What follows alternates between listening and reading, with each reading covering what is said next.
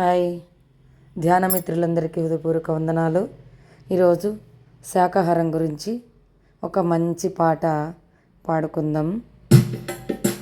మానవులంతా శాకాహారులు కావాలి, ఈ జీవులన్నీ సహచరులని గమనించాలి. మానవులంతా శాకాహారులు కావాలి, ఈ జీవులన్నీ సహచరులని గమనించాలి. ప్రాణికి ప్రాణి సాయం చేస్తూ ఉండాలి, ప్రాణులు అన్నీ సుఖశాంతులతో గడపాలి. ప్రాణికి ప్రాణి సాయం చేస్తూ ఉండాలి, ప్రాణులు అన్నీ సుఖశాంతులతో గడపాలి.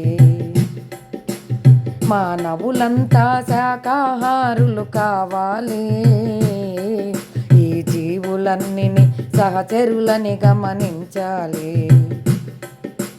కీటకాలను భుజించి పక్షి సమూహం దినములు గడుపగా, కీటకాలను భుజించి పక్షి సమూహం దినములు గడుపగా, పరోపకారం మరచిన నీవు క్రూరునిగా మారితివా. పరోపకారం మరచిన నీవు క్రూరునిగా మారితివా. శ్రేష్టమైన జన్మము నీదే శుద్ధముగా ఉండుట తెలియక, శ్రేష్టమైన జన్మము నీదే శుద్ధముగా ఉండుట తెలియక, అపవిత్రము చేసుకొనుట పాడి కాదు మానవుడా.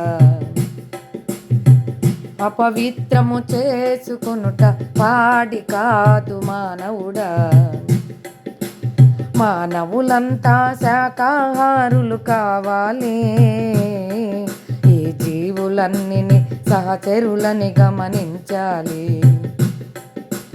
మానవులంతా శాకాహారులు కావాలి, ఈ జీవులన్నీ సహచరులని గమనించాలి. వ్యవసాయానికి నీకు తోడుగా జన్మలు పొందును ఎన్నో జీవులు, వ్యవసాయానికి నీకు తోడుగా జన్మలు పొందును ఎన్నో జీవులు. అవసరానికి వాడుకొని కటిక పాలు చేయకురా, అవసరానికి వాడుకొని కటిక పాలు చేయుకురా. నిన్ను నీ వాళ్ళు కూడా చీదరించుకొని తరిమి వేసిన, నిన్ను నీ వాళ్ళు కూడా చీదరించుకొని తరిమి వేసిన, మీకు ఎలా ఉంటుందో ఆ బాధ మీరు గమనించండి. మానవులంతా శాకాహారులు కావాలి, ఈ జీవులన్నీ సహచరులని గమనించాలి. ఇతర జీవులను రక్షించే ఆత్మారాముని అవ్వాలి, ఇతర జీవులను రక్షించే ఆత్మారాముని అవ్వాలి. హింసలు చేసే కంసుని గుణములు ఈనాడే వదలాలి, హింసలు చేసే కంసుని గుణములు ఈనాడే వదలాలి. మానవ జన్మం వచ్చెనుగానే మానవత్వమే రాలేదు,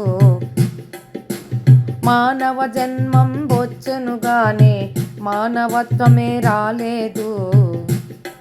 నీ కఠినమైన హృదయంలోన కరుణ అన్నదే లేనే లేదా, నీ కఠినమైన హృదయంలోన కరుణ అన్నదే లేనే లేదా.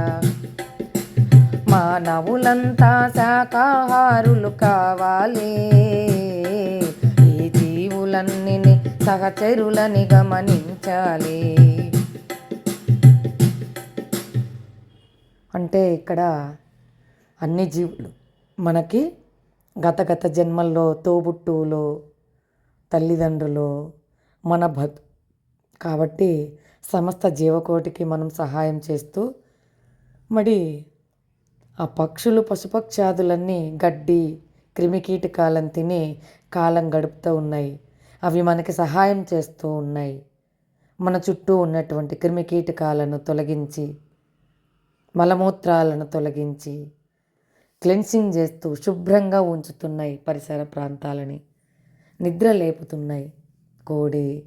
ఇవన్నీ కూడా మనకి ఇంత పంట చేలల్లో ఉన్నటువంటి పురుగులను క్రిమికీటకాలను కూడా అవి తినేసి మన పంట బాగా సమృద్ధి కావడానికి సహాయపడుతున్నాయి.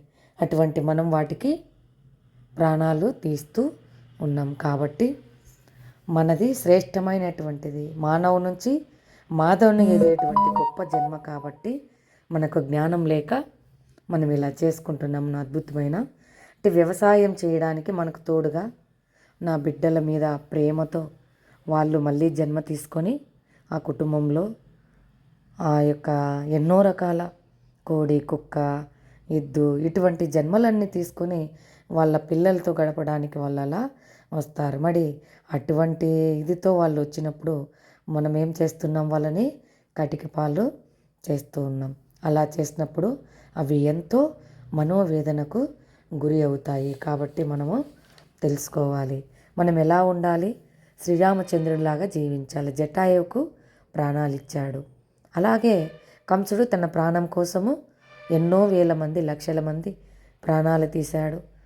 పూజలు చేసేవాళ్ళను, తపస్సు చేసేవాళ్ళను, గర్భవతులను, చిన్నపిల్లల్ని తన ఒకే ఒక్క ప్రాణం కోసం కోటాను కోట్ల జీవరాశులందరినీ చంపాలనుకున్నాడు. అందుకే అది తప్పు. అందుకే మనము ఈ మానవ జన్మం వచ్చింది కానీ మానవత్వం లేదు. మానవుడే మాధవుడు. అంటే అక్కడ మనము ఇది తప్పు అని తెలిసి కూడా చేస్తూ ఉన్నాం. కాబట్టి అందుకే మనకి కొంచెమన్నా దయ, కరుణ ఇవి ఉంటే గనక అవి మనము మాంసాహారం భుజించాలనేటువంటి ఆ కోరిక నుంచి విముక్తి పొందుతాం. విముక్తి పొందినప్పుడే మనము ఆ తుచ్చమైనటువంటి ఆహారాన్ని కోరుకోము. Okay, thank you. మీకు అందరికీ ధన్యవాదాలు.